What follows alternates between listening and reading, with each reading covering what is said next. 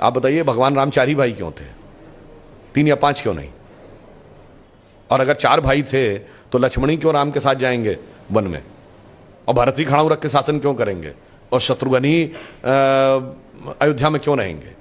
क्योंकि 4 भाई 4 पुरुषार्थ के प्रतीक हैं, धर्म अर्थ काम मोक्ष। भगवान राम धर्म है, शत्रुघ्न अर्थ है, लक्ष्मण काम है और भरत मोक्ष है। अब देखिए साहब, धर्म के साथ काम यानी कामना यानी इच्छा सदैव संयुक्त रहनी चाहिए, इसलिए लक्ष्मण सदैव साथ में रहेंगे।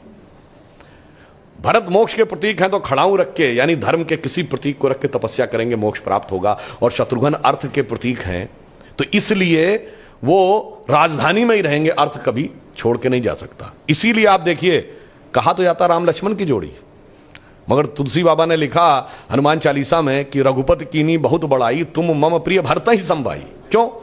देखिए कामना को तो धर्म सबसे प्रिय होना चाहिए, लक्ष्मण को राम प्रिय होने चाहिए, धर्म को मोक्ष। और फिर मैं एक और बात बताऊं, जो लोग कहते हैं ना राजा दशरथ के 3 रानियां क्यों थी, क्यों? इसमें 2 ही जुड़वा भाई हैं, कौन? लक्ष्मण और शत्रुघ्न।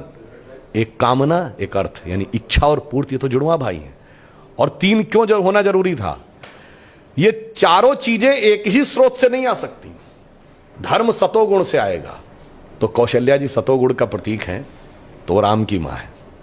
अर्थ और काम रजोगुण से आएगा तो सुमित्रा जी रजोगुण का प्रतीक हैं तो उनसे काम और अर्थ उत्पन्न होगा।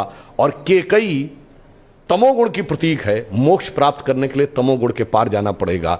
इसलिए महाराज दशरथ की 3 ही रानियां हैं, 2 या 4 नहीं। और फिर यहां पे मैं ये भी कह दूं, मतलब इसको कोई अन्यथा न ले, मैं मतलब ये नहीं कह रहा हूं, इसमें सबसे सुंदर कौन था? केकई।